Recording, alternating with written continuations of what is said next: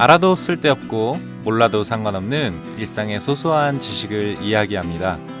한량의 지식놀이터 두 번째 방송 시작합니다.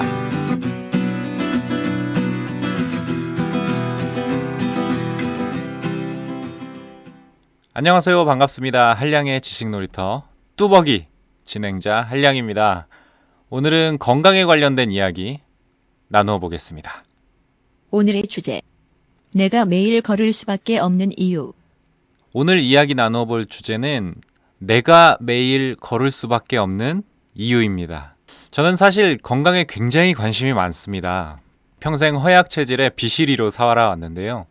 예전에 국민약골이라고 불렸던 그 개그맨 이윤석이라고 있었어요. 제가 딱 개그맨 이윤석 같은 체형입니다. 건강해 보인다는 말은 한 번도 들어본 적이 없고요. 항상 비실비실한 캐릭터였거든요. 제가 주변 사람들한테 지금까지 가장 많이 들었던 말은 바람 불면 날아가겠다. 좀 먹어. 어디 아픈 데는 없지? 이런 것들이었습니다. 제 키가 180입니다. 그래서 위아래로 길고 양옆으로 좁아요. 꼬챙이가 걸어 다닌다는 말도 굉장히 많이 들었어요. 벌써부터 이제 허약함이 느껴지시지 않습니까? 그래서 그런지 몰라도 제가 어릴 적부터 되게 크고 작은 병치레를 많이 했습니다. 그래서 어쩔 수 없이 지금도 항상 건강에 대해서 관심이 굉장히 많습니다. 건강한 몸을 만들기 위해서 다양한 운동을 많이 해보기도 했거든요. 근데 역시 저에게 딱 맞는 운동은 딱 걷는 것 이상 없더라고요. 멸치 같은 체형에 제가 헬스장에서 덤벨 운동을 하면 그 모양새가 안 나는 거예요. 실내 암벽 등반을 하면 소나기에 힘이 없어서 3초를 못 버티고 금방 바닥으로 뚝뚝 떨어지더라고요. 또 좀 액티브한 걸 하고 싶어가지고 테니스를 시작하게 됐는데 이거 뭐 공을 치는 횟수보다 헛스윙하는 횟수가 많으니 영 재미가 없는 거죠. 결국 걷는 운동만큼 제 마음이 편안하고 기분 좋아지는 운동이 없었습니다. 그래서 오늘은 제가 제일 좋아하는 그 걷기에 대해서 한번 이야기를 나누어 보려고 합니다. 사실 걷기라는 운동은 부담도 없고요. 장점이 굉장히 많은 운동입니다. 특별할 것도 대단한 것도 없지만 모든 운동의 기본이 되는 운동이 곧 걷기 운동인 것 같습니다. 걷기 운동을 통해서 저는 좀 신체적으로, 좀 정신적으로 좀 건강해지는 느낌을 많이 받게 되더라고요. 그리고 제가 걷기를 좋아하기 때문에 그러는 걸 수도 있는데 대단한 위인들, 예를 들어서 뭐 유명한 철학자라든가 아니면 노벨상을 받으신 과학자라든가 꼭 취미 활동을 보면 공통점이 있어요. 바로 이제 산책을 즐겼다거나 걷기를 즐겼다거나 하는 그런 취미들이죠. 그리고 마지막으로 걷기를 사랑하지 않을 수 없게 만드는 이유는 바로 그 운동을 하는데 돈이 안 든다는 거예요. 운동화만 있으면 되니까요. 그냥 걷는 겁니다. 건강도 챙기고 즐거운 활동에 돈 한 푼도 안 든다? 야, 이 얼마나 큰 장점입니까? 사실 저는 뚜벅입니다. 차도 없고요. 운전도 못해요. 그래서 어딜 가든 항상 걸어 다니거나 대중교통을 이용하기 때문에 이동하는 동안 쉽게 지치고 체력이 또 방전되더라고요. 워낙 또 체력이 약해.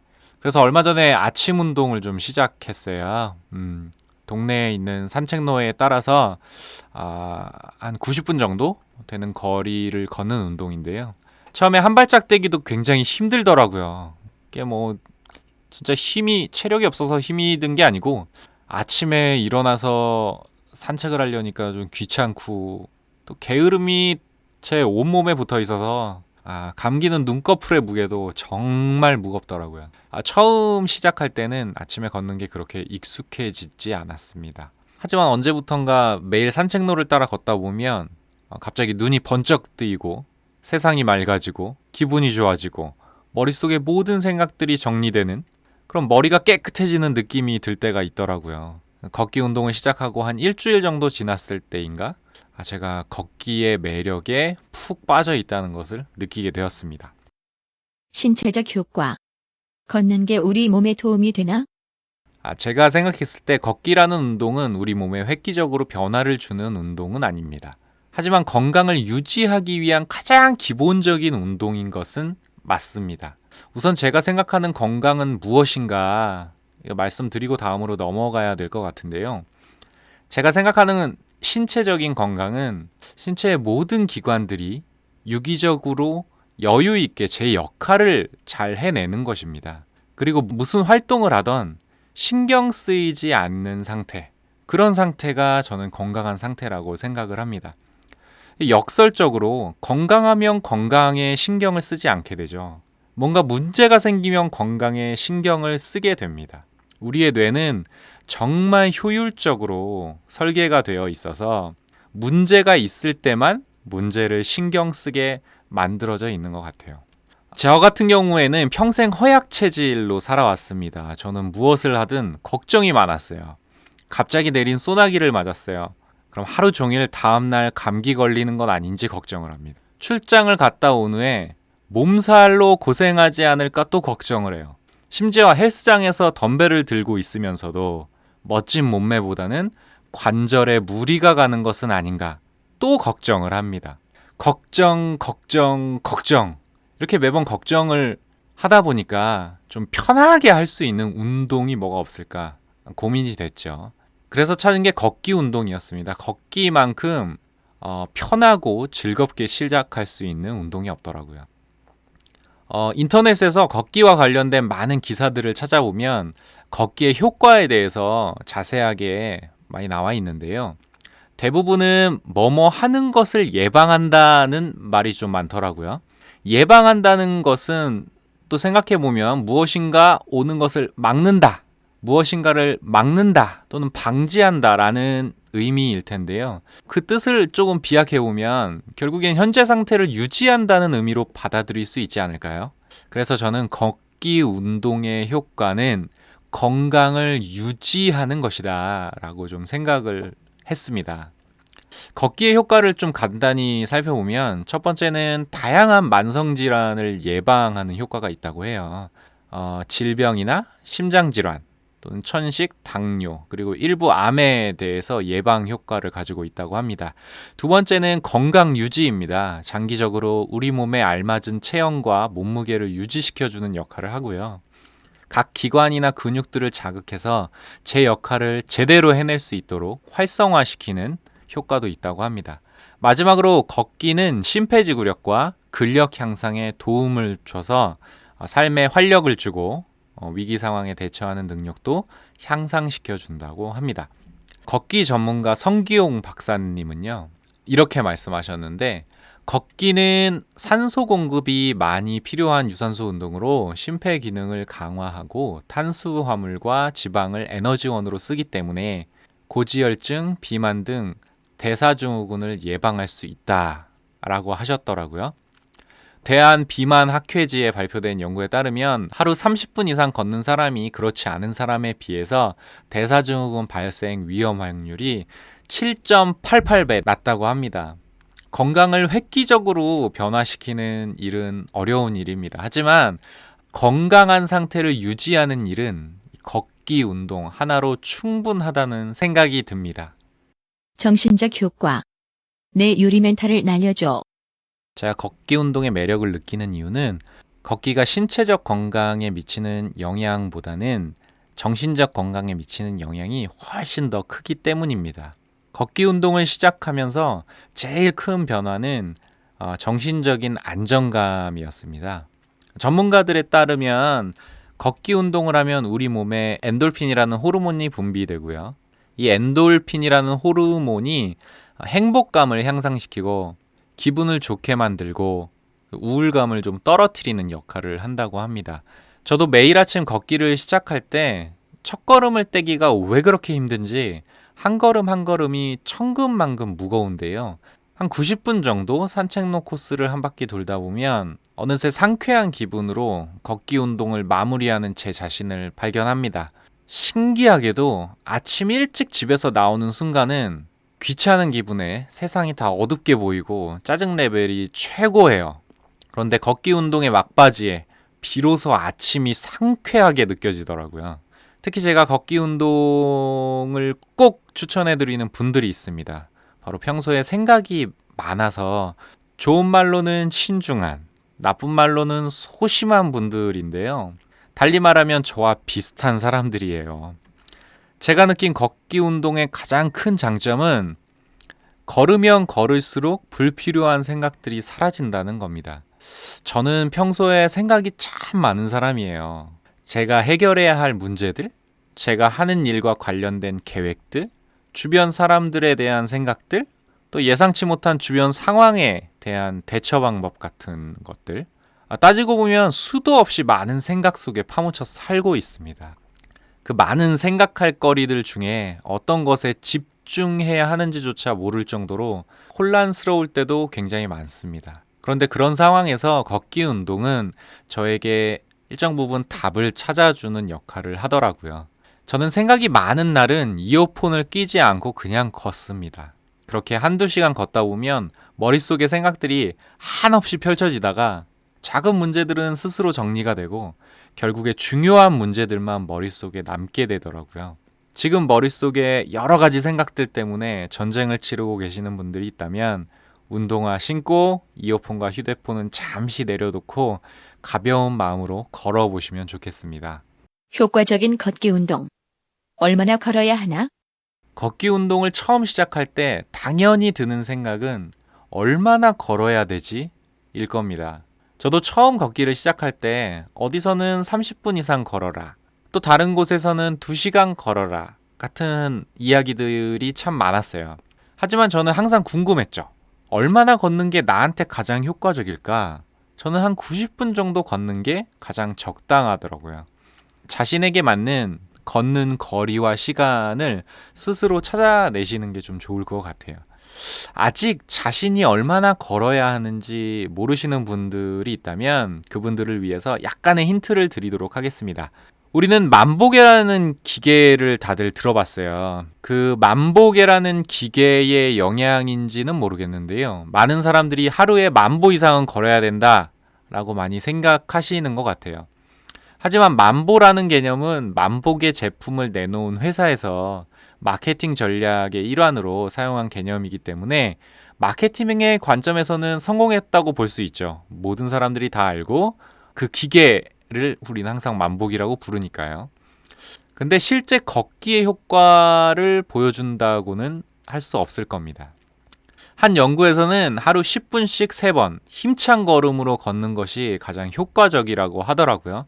그냥 단순한 걸음이 아니라 힘찬 걸음으로 걷는 것이 중요하다고 합니다.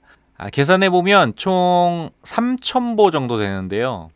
거리로 따지면 사람의 보폭을 한 60cm로 가정했을 때 1.8km 정도 되는 거리입니다. 사람의 보통 걸음이 시속 4km이기 때문에 1.8km의 거리는 보통 걸음으로 한 30분 정도 되는 거리입니다. 그럼 힘찬 걸음으로는 15분에서 20분 정도 되는 거리가 되겠죠. 그렇게 한번 가늠해 보시면 좋을 것 같습니다. 제가 공대 출신이라서 이런 연구 결과가 있으면 실제 숫자로 계산해 보는 것을 굉장히 좋아합니다. 실제 숫자로 계산해 보면 좀 현실적으로 느껴지기도 하고 부정확했던 생각이 좀 명쾌해지기도 하니까요.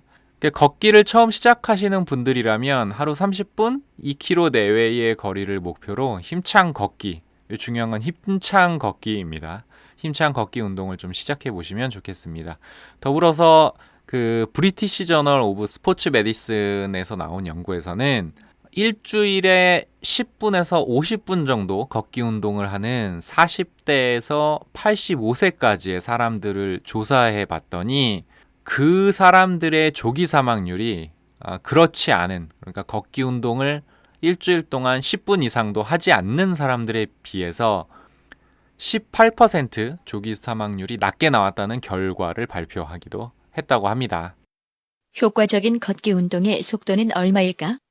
걷기 운동을 시작할 때 또 한 가지 궁금한 점은 바로 걷기의 속도에 대한 부분입니다. 영국 국민건강서비스 NHS에서는 걷기 운동은 반드시 호흡과 심장박동을 증가시킬 만큼의 속도로 걸어야 한다고 하는데요. 그 속도가 얼마일까? 앞에서 말한 것처럼 사람의 보통 걸음 속도는 평균적으로 시속 4km입니다. 보통 걸음으로 걷기 운동을 하면 운동 효과는 미미하겠죠. 호흡과 심장 박동을 증가시키는 걷기로는 힐 워킹과 파워 워킹이 있습니다. 힐 워킹은 평지보다는 언덕길 혹은 오르막길을 걷는 운동이고, 파워 워킹은 보통 시속 6.4km에서 8km 속도로 걷는 운동으로 보폭을 넓히기보다는 속도를 증가시키는 게 운동 효과가 좋다고 합니다. 힐 워킹과 파워 워킹은 걷기 운동 효과를 더욱 배가시키는데요. 운동 강도가 높아져서 다리 근육과 엉덩이 근육에 좋은 영향을 미치고 심장 박동이 또 빨라지니까 심장과 혈관 건강을 개선하는 데 효과가 있다고 합니다. 저는 저에게 맞는 걷기 속도를 찾고 싶었어요. 그래서 헬스클럽에 가서 러닝머신에서 실험을 해봤거든요. 시속 4km에서 5km 정도 속도로는 보통 걸음과 차이가 없더라고요. 시속 6km 정도가 넘어섰을 때 뭔가 운동하는 것처럼 땀이 나기 시작했고요. 호흡과 맥박이 증가하기 시작했습니다. 또 다리와 엉덩이에 좀 힘이 들어가니까 이거 내일이면 알배기는 거 아닌가 이런 생각이 좀 들기도 했어요. 청취자 여러분들도 자신에게 맞는 걷기 속도를 한번 찾아보시면 좋을 것 같습니다. 효과적인 걷기 운동을 위한 주의사항. 건강하자고 시작한 걷기 운동인데 걷기 때문에 건강에 문제가 생기면 안 되겠죠. 걷기 운동을 하기 전에 주의사항 한번 알아보고 가겠습니다. 흔히 나타나는 걷기 운동의 질환들이 몇 가지 있는데요. 대표적인 질환으로는 발바닥 근막에 염증이 생기는 족저근막염, 발목 염좌, 그리고 무릎 연골 손상 등이 있습니다. 이런 질환들은 걷기 그 자체가 원인이라기보다 바른 자세와 걷기 방법을 숙지하지 못하고 내 마음대로 걷기 때문에 발생한다고 하는데요. 예를 들어서 족저근막염은 딱딱한 신발을 신고 너무 오래 걸으면 발생한다고 하고요. 발목 염좌는 발 바깥부터 딛는 습관으로 유발된다고 합니다. 또 걷는 동안에 몸의 무게중심이 한쪽 발에만 쏠리게 되면 무릎 연골에 부담을 줄 수도 있습니다. 그럼 바른 걷기 운동은 어떻게 해야 할까? 한번 알아보도록 하죠. 간단한 주의사항만 지키면 우리 모두 건강한 걷기 운동을 시작할 수 있습니다. 일단 걷기 운동은 하루 2시간 이내로 제한되어야 합니다. 2시간 이상 걷게 되면 무릎이나 고관절 통증이 나타나기도 하고 족저근막염이나 퇴행성 관절염을 악화시키는 원인이 될 수도 있습니다. 걷기 운동은 올바른 자세 또한 굉장히 중요한데요. 가슴을 쫙 편 상태로 허리를 꼿꼿이 세워야 하고 양발은 11자 형태로 만들고 무릎은 약간 스치듯이 걸어야 합니다. 특히 얼굴과 시선은 정면을 바라봐야 하는데요. 땅을 보면서 걷는 경우가 굉장히 많아요. 땅을 보면서 걸으면 목, 어깨, 그리고 등이 꾸부정해져서 전체 자세가 흐트러지기 때문에 우리는 정면을 응시하고 걸어주시면 좋겠습니다. 걷기 운동도 운동이기 때문에 준비 운동과 정리 운동도 굉장히 중요합니다. 준비 운동은 가벼운 워밍업으로 5분에서 10분 정도 다리 근육이나 허리 그리고 팔, 몸 전체에 스트레칭을 해주는 것이 좋고요. 걷기 운동이 끝났다고 해서 운동을 바로 멈추기보다는 천천히 걸으면서 속도를 서서히 줄이고 전체적인 스트레칭과 함께 정리 운동으로 마무리하면 좋다고 합니다. 결론. 건강을 지키기 위해 하루 30분 정도는 뚜벅이가 되어보는 것은 어떨까요? 요즘 하루에 몇 분이나 걸으시나요? 저는 운동이 아니면 하루 30분도 걷지 않는 것 같습니다. 그나마 저는 차도 없고 운전도 못해서 뚜벅이 생활을 하는데도 버스나 지하철이 제 발이 되어주고 건물에 들어가면 계단은 장식일 뿐 죽어도 엘리베이터를 타보겠다고 엘리베이터 화면에 나오는 그 층수 있잖아요. 층수만 계속 바라보면서 애태우는 제 모습을 발견하곤 합니다. 하루 30분, 2km 정도 바른 자세로 걸어보면 어떨까요? 하루 30분의 투자로 신체적, 정신적 건강을 지킬 수 있다면 괜찮은 투자 아닌가요? 날씨도 많이 따뜻해졌습니다. 미세먼지가 조금은 우려가 되고 우리의 도전을 가로막지만 뚜벅이 모드로 잠깐의 여유를 가져보시는 것도 좋을 것 같습니다. 한량의 지식놀이터 두 번째 이야기 여기까지고요. 다음 시간에 뵙도록 하겠습니다. 그럼 들어주셔서 감사합니다. 안녕 뿅!